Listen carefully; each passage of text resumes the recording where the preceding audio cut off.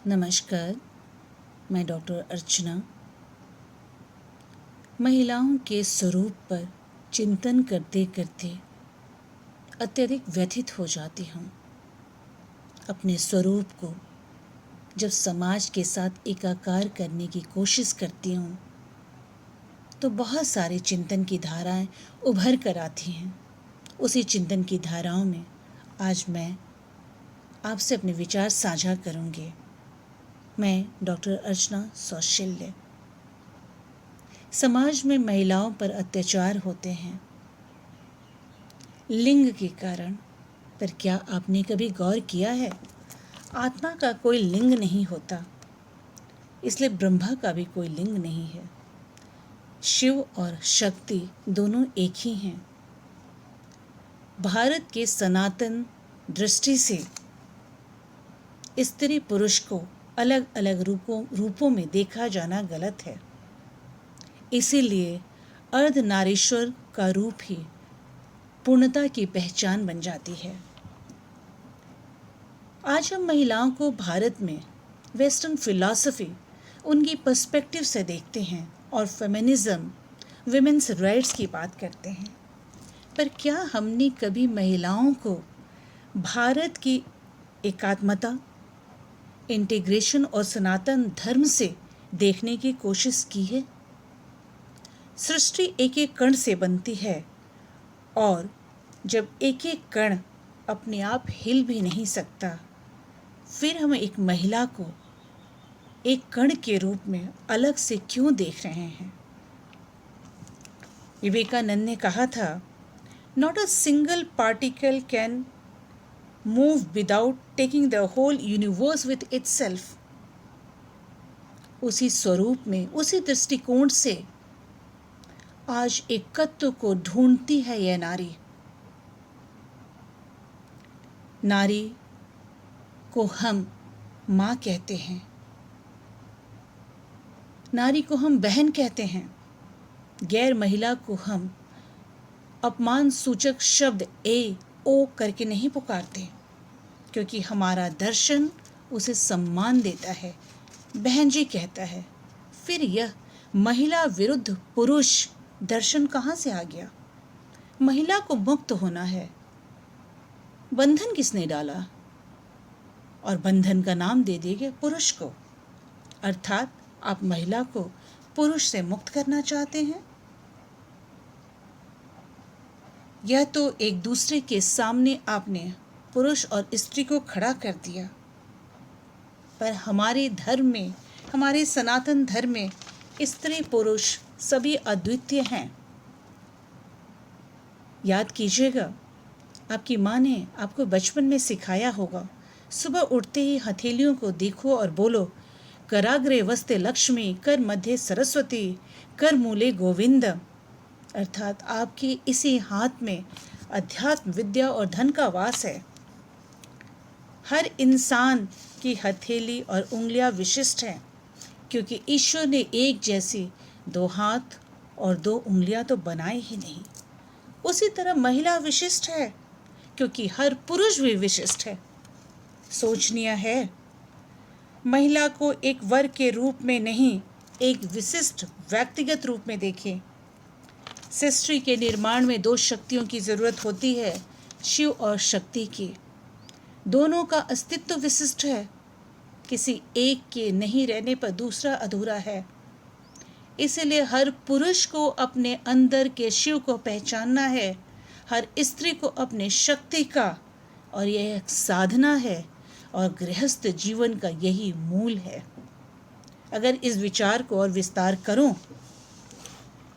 गुरु अगर पुरुष है तो वह भी वही संस्कार सिखाता है जो एक माँ संस्कार सिखाती है।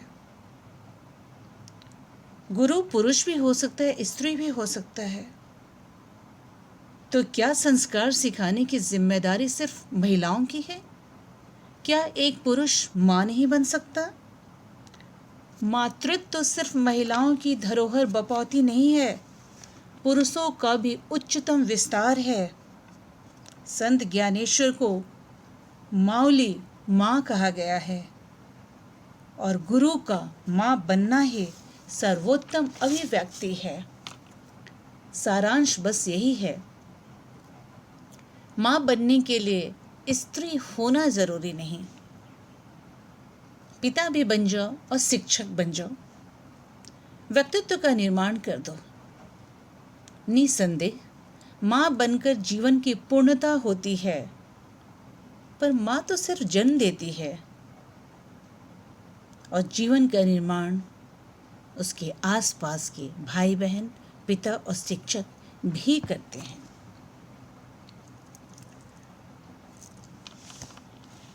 बहुत पहले किसी विदुषी का दर्शन सुना था मैंने कि जब हम किसी स्त्री को माँ और बहन बोलते हैं तो उसे एक बंधन में बांध देते हैं, उसे स्वतंत्र नहीं रहने देते हैं। पर विवेकानंद भी जो विदेश में गए और सब महिलाओं को माता कहकर संबोधित किया तो लोग उनको अचरज भरी नजरों से देखते थे, क्योंकि माता का मतलब बूढ़ी औरत हो जाता है। स्त्री मुक्ति आंदोलन चलाने वाली अमेरिका महिला बेटी फ्रीडा ने अपनी एक पुस्तक लिखी, द सेकेंड स्टेज, और उसमें उन्होंने लिखा है, हम नारी आंदोलन में स्त्री मुक्ति की बात करते हैं, पर मुक्ति किससे यह खुद ही नहीं जानते, और इसी मुक्ति के नाम पर परिवारों को तहस नहस किया जा रहा। परिवार बर्बाद होते जा रहे हैं और संस्कार बर्बाद होते जा रहे हैं, और जब संस्कार समाप्त हो गया तो स्त्री पुरुष से मुक्त हो गई, फिर बच्चे भी संस्कारों से मुक्त हो गए और माता पिता से मुक्त हो गए, और तब एक अकेले स्त्री पर दायित्वों का पहाड़ टूट पड़ता है। इसी स्त्री मुक्ति का भयावह रूप आज भारतीय समाज में दिख पड़ा है। तलाकों की संख्या बढ़ रही है, लोग तलाक पे तलाक दिए जा रहे हैं, बच्चे बेघर बिना माँ बाप के होते जा रहे हैं। डेविड ब्लैक हॉर्न ने जो पुस्तक लिखी थी 1998 में, उन्होंने बताया था 1991 के सेंसस जनगणना के अनुसार अमेरिका में 15 साल के 46% बच्चे ऐसे हैं जिन्हें पता ही नहीं उनका पिता है भी या नहीं, या उनका पिता कौन है। वहाँ 78% परिवार माताओं से बने हैं, महिलाओं से बने हैं, सिंगल पेरेंट से बने हैं। यह प्रश्न आप पर छोड़ रही हूँ, क्या आपने नारी को मुक्त किया है? यह स्त्री मुक्ति आंदोलन वेस्टर्न फिलॉसफी को लेते हुए किस तरफ जा रहा है? मेरे बहुत सारे मित्र इस बात पर मुझसे विरोधाभास रख सकते हैं। अगर महिलाओं का अत्याचार घर के अंदर हो, अपने सम्मान, अपने अधिकार के लिए, क्या वो स्त्री मुक्ति आंदोलन का हिस्सा नहीं बनेगी? वो इन बंधनों से मुक्त नहीं होगी? मेरा बस एक प्रश्न है, अगर घर के अंदर संस्कार विहीनता है, इस संस्कार विहीनता की जड़ तक जाइए। आखिर ये संस्कार विहीनता, स्त्रियों पर अत्याचार, यौन उत्पीड़न क्यों होता है? कौन है इसके ठेकेदार?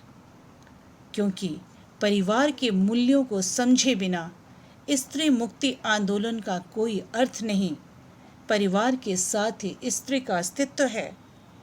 परिवार को बांधने का दायित्व महिला पर है, और अगर आपने उसे ही मुक्त कर दिया तो ध्वस्त कर दिया परिवार को आपने, और परिवार को ध्वस्त कर दिया तो ध्वस्त कर दिया आपने समाज को और उस देश की अर्थव्यवस्था को। अगर ये हालात ऐसे नहीं होते तो क्लिंटन साहब ने यह गुजारिश नहीं की होती कि अगर 5 साल तक विवाह के बाद आपने तलाक नहीं लिया तो आपको इनकम टैक्स में 5% रिलैक्सेशन दिया जाएगा। खुद विचार कीजिएगा। धन्यवाद।